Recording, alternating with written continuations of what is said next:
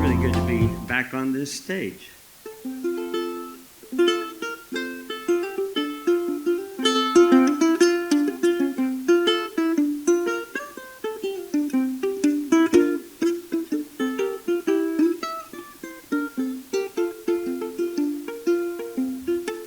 So I learned this song 33 years ago, 1992, while I was driving a Geo Metro down I-75 from Saginaw, Michigan, down to Detroit.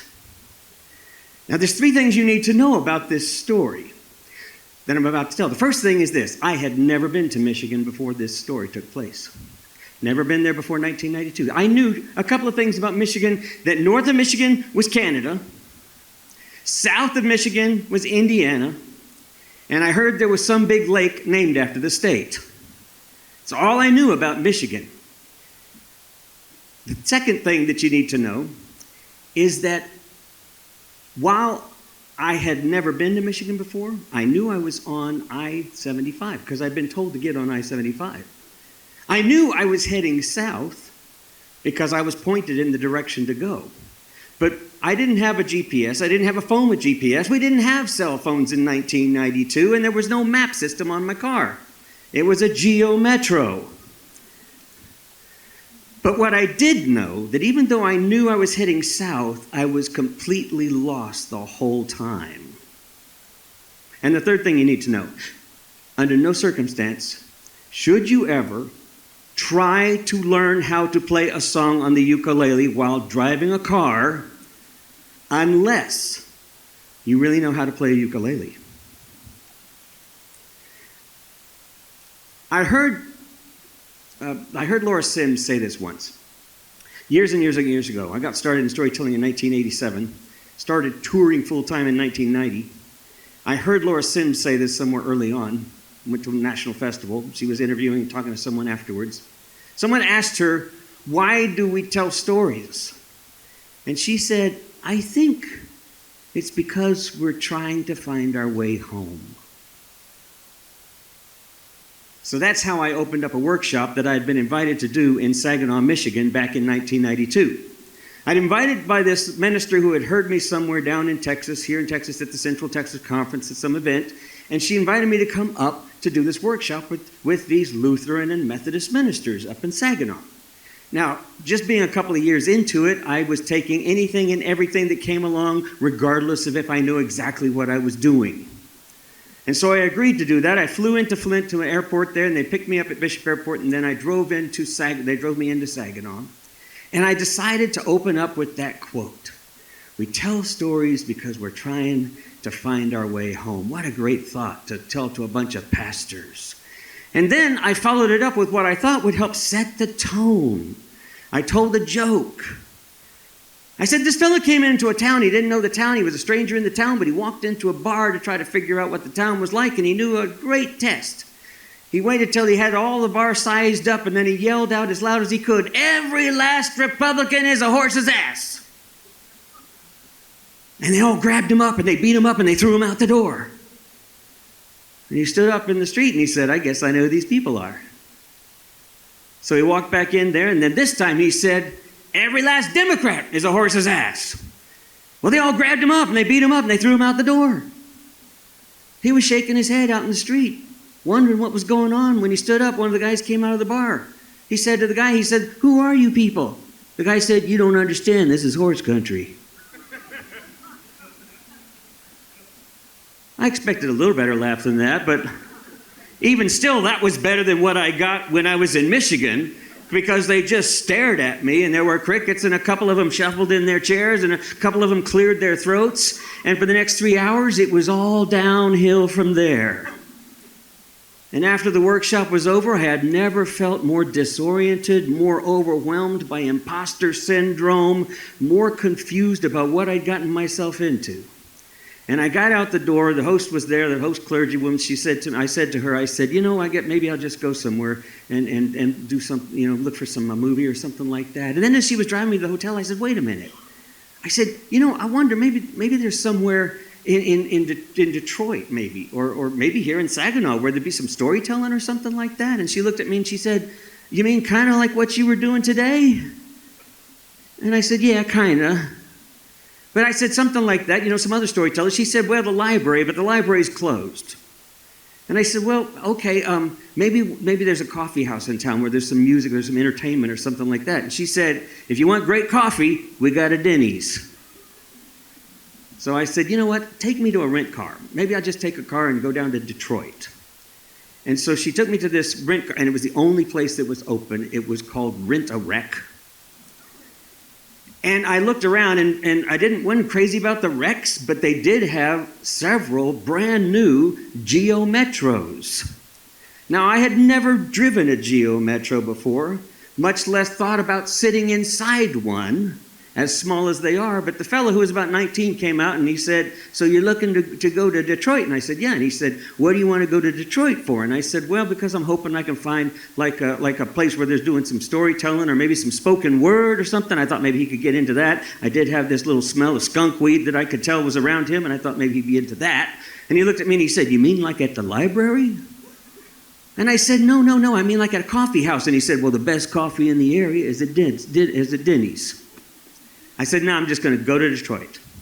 So I asked him for directions, which were really simple. You just get on Interstate 75, head south. You'll run right into Detroit. And I said, well, that's great. So I rented the Geo Metro. It was a yellow-looking tin can on 4 12-inch wheels. It had 2 doors. I said, is it going to get me to Detroit? He said, well, yeah. This thing's it gets 40 miles to the gallon. It only has 3 cylinders. I thought, that's one less than my lawnmower. He said, it'll get you there. He gave me the key and I got in and he said, but don't try to pass anybody. So I put the uke case, because I take my ukulele with me everywhere, even though this story is not about the ukulele, but I take my ukulele with me everywhere. And it was a flight case, black flight case. I put it to the side. I got a notepad in case I run into some place where I'm just going to sit and write. And I started heading down. I wasn't more than about 30 minutes on Interstate 75 when I realized the traffic was building up. I'm guessing everybody on a Saturday night in November, in the middle of November, is going to head to Detroit for some fun. And so I'm enjoying myself. I open up the case, I pull out the uke, and I think to myself, what song comes to mind? And for some reason, If I Only Had a Brain was the first one that came to mind. And so I started learning. And in fact, I was pretty good. I was getting pretty good at this. The fact is, I had been learning songs by driving and playing the ukulele at the same time for years. In fact, I've learned more than 30 songs. I've learned classical music.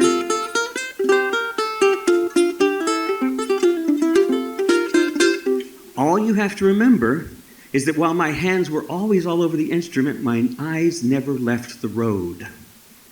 So I was fine. So I'm playing If I Only Had a Brain, when all of a sudden I notice in front of me red lights all over the highway, brake lights coming on. And suddenly things are getting dark. I mean, out of nowhere, dark. And in that instant, the first snowfall of November fell right on top of all of us. It was a blinding snow. The wind was blowing. Cars were kind of swerving a bit. I tossed the uke to the side, put both hands on the steering wheel, and steadied the whole car, this little car, as best as I could, when all of a sudden I noticed some cars kind of swerving and scaring me enough that I just pulled off to the shoulder where I saw a sign that said Pontiac. Now, I wasn't sure what that was other than a car, but I figured it had to be a town too, so I followed it up to the intersection at the light, and then I looked across the freeway and saw through the thick snow, I could see lights that maybe were a restaurant or maybe a gas station, at least someplace to hole up while the snow was falling. I crossed the bridge, and at the red light, I could start to see through the snow that right across the street was a Denny's. So I pulled into Denny's, left my uke in the case, closed it up, went inside. The waitress sat me down, and when I sat down, she said, so what would you like you'd like some tea or some coffee or something? As soon as the words came out of my mouth, this young waitress said, well, you're not from here. And I said, no, I'm from Texas. You mean you came all the way up here from Texas? And I said, well, yeah, but I mean, I came up here from Saginaw, and now I'm down here because I was trying to find somewhere where I might find something interesting to do, like some storytelling, you know. I was looking for some storytelling. She said, you mean like at the library? I said, no, I mean like that, but I mean something more for like adults in the evening, you know, something like that, spoken word or something. I said, like at and then I stopped myself. I said, I'll just take the menu. And so she brought the menu, and I looked for some food and such, and after I'd eaten for a bit, this young waitress comes back. I saw her over the side while I was eating. She'd been talking to the other waitress, and the other waitress seemed to be encouraging her or something. And so she finally came back over to me, and she said, you know, you being from Texas, I don't know about this storytelling library kind of thing, but, you know, I can give you a story to tell. I get off in an hour, and there's a honky-tonk right up the street if you're interested. Now, some of you are looking at me like that's a unbelievable kind of thing that might be. You got to remember, this was 33 years ago when I was 6'1" and I was a lot more handsome. I said, I'm sorry. I said, thank you. I'm a little flattered, and I was probably a little blushed, but I said, I'm married. And I showed her the ring. She said, well, your wife isn't here. You can tell her about it later. And I said, no. Besides that, I'm a Methodist minister. And she said, oh, we can have a prayer before we get started. I said, you know what, just let me have my bill, okay? And so she walked off kind of huffing as she did, and the other waitress ended up bringing me the bill. I thought, I don't know what I've gotten myself into, but she gave me the bill, and then she said, listen, I heard my friend talking to you. She's a little flirty and all of that, but listen, if you're looking for some storytelling, or if you're looking for music, or maybe a bookstore or coffee shop, if you just keep going to Detroit, I mean, Detroit has this place called the Renaissance Center. It's a city center area, lots of buildings and restaurants and bookstores and shops, and it's open till 11 o'clock on weekends. I bet you could find something there.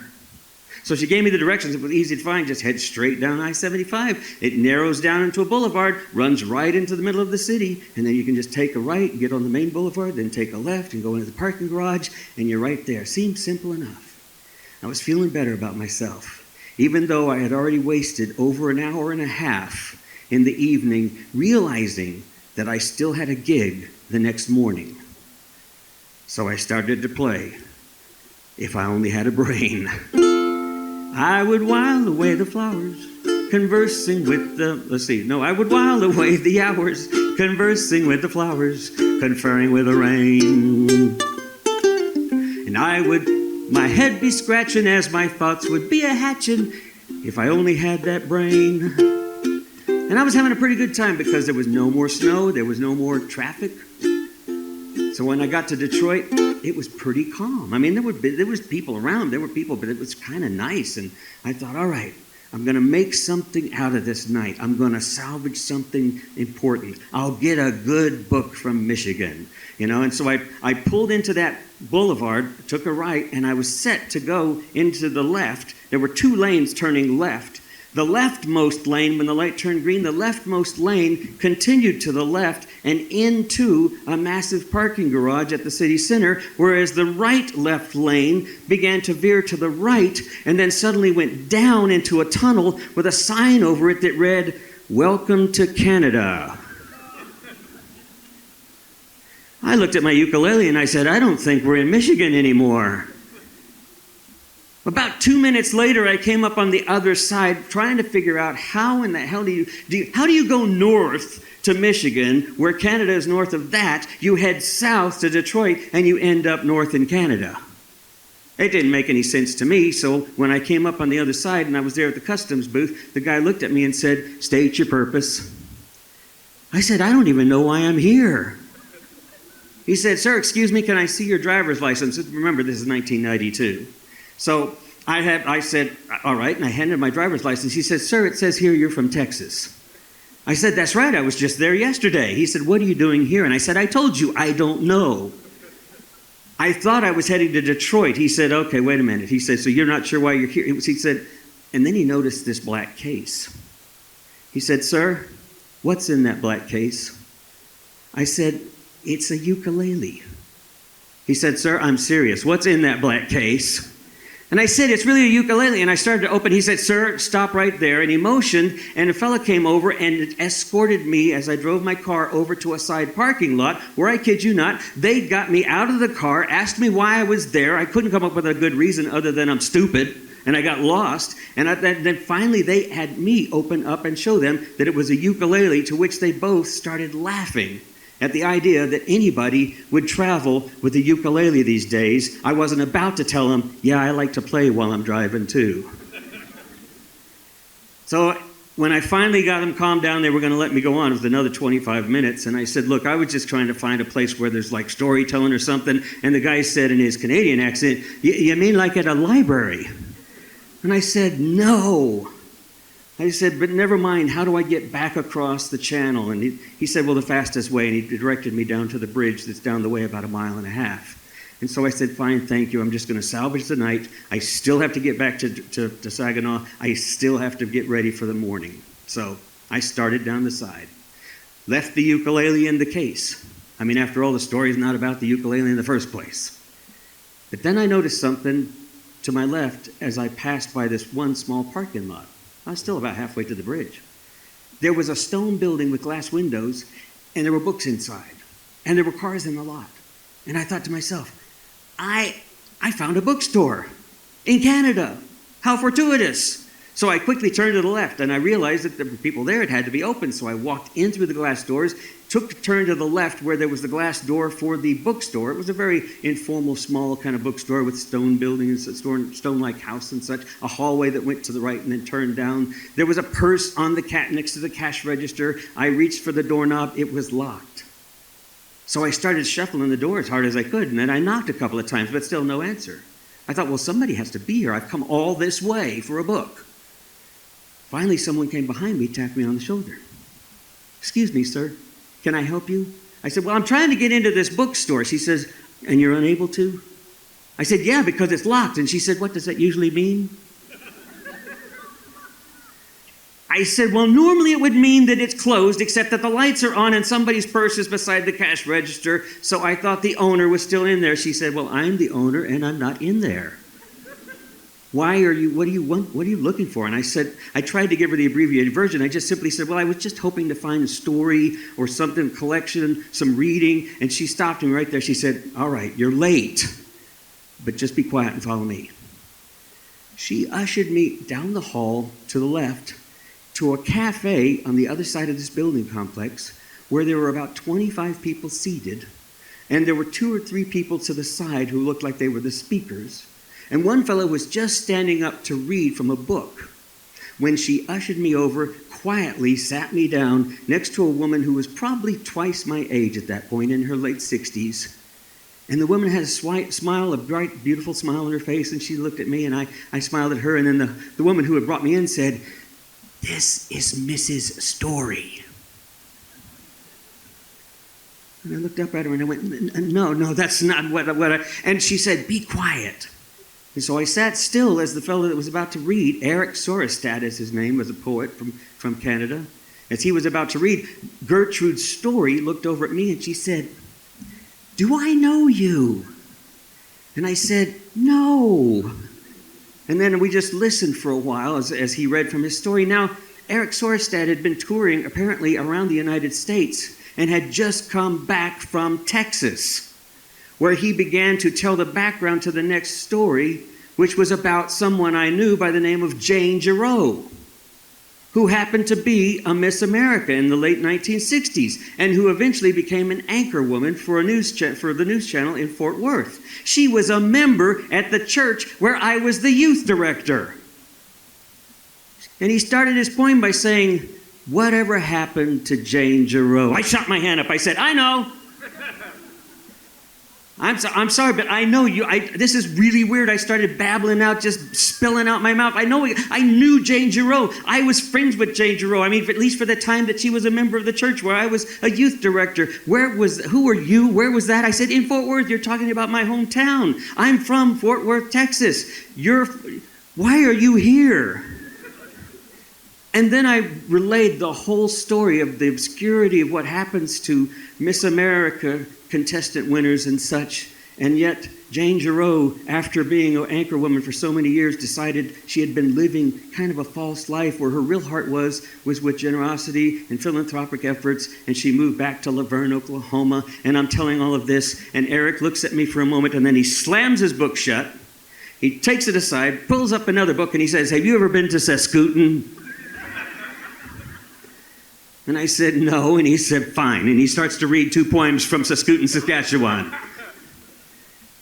Well, after that, when he finished, Gertrude was just smiling, the biggest smile you could ever imagine. And I thought, and the people who were there, they weren't sure if I was a plant or if I really was just a stupid accident.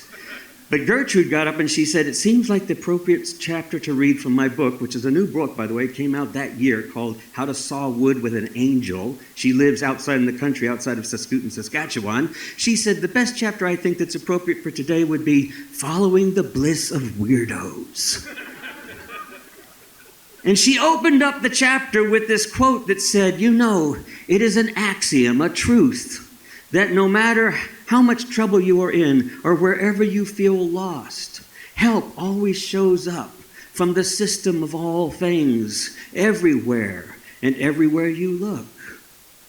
But the second axiom to that, the codicil to that axiom, is just as true. You'll probably be too stupid to recognize it. And then she began to unfold this chapter where she talks about mythology and James and Joseph Campbell and following your bliss. And somehow or other, she begins to follow stories that we all thought we understood till she gets to Dorothy and her 3 companions on the search for home when she says, "You know, everyone thinks it's the ruby slippers. It was Toto all along." And she unfolds this beautiful idea that Toto was the only constant. Toto was actually the thing behind the thing that made the whole thing turn. And she says, when you find the thing behind the thing, you find your bliss. And then she closed her book and she went and sat back down and everybody said goodbyes and such.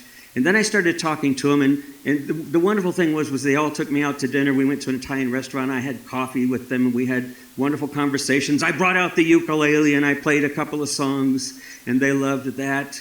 And then afterwards, both Gertrude and Eric gave me a copy of their book. Eric signed my book to a fellow traveler who had the fortuitous circumstance to stumble into a place. And then comma and said, "Who knew?" And then ... Is that a question? Or did I know something? I mean, I didn't know exactly what to think. But then Gertrude signed her book in the most beautiful way. She said to Tom, a fellow traveler who now recognizes there are no accidents and that we always carry home in the stories we carry with us. But for those other times, there's always a story around the next corner. Signed Gertrude Story.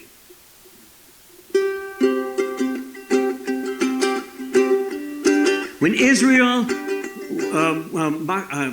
I don't remember how to say his last name all of a sudden, but when who adapted Somewhere Over the Rainbow, when someone asked him why he added Wonderful World to it, he said, because the first song misses the point. Because the world is still wonderful in all of its messiness. And so even when you're at a rainbow, he said, rainbows come and go. And if you know Israel, he had a lot of big health issues. And he said, rainbows come and go, but we live in the midst of the wonderful world. So we'll end our series with his famous song.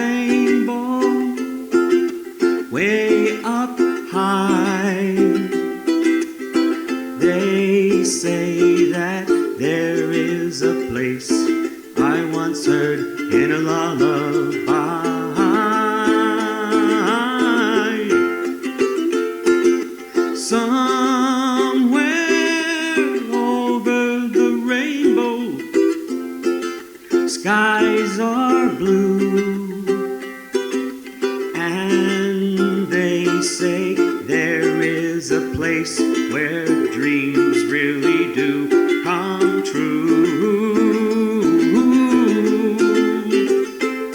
Someday I'll wish upon a star, wake up where the clouds are far behind me, where trouble melts like lemon drops, high above the chimney tops. That's where you can find me. Oh, somewhere over the rainbow, bluebirds fly. And if those bluebirds can fly, then why, oh why can't I see trees of green and red roses too, and I'll watch them bloom for me and you. And I think to myself, what a wonderful world.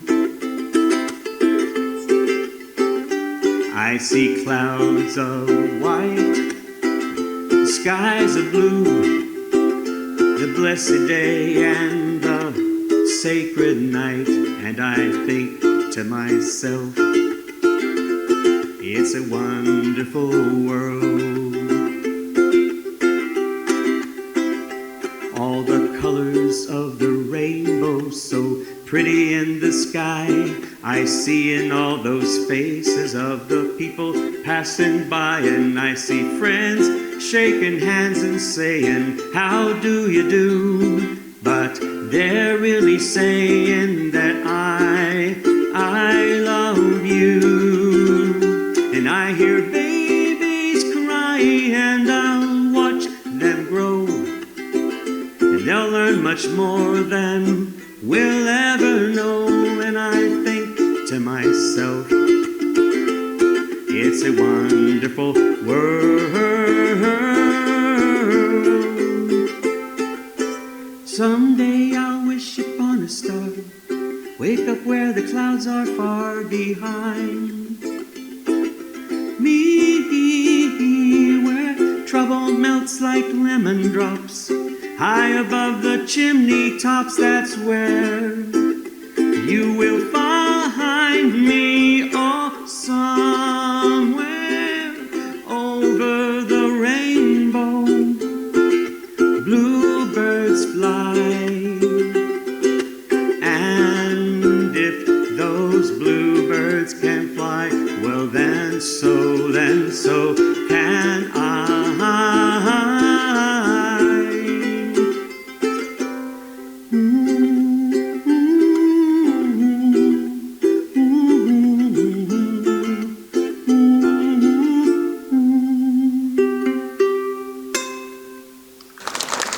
Thank you.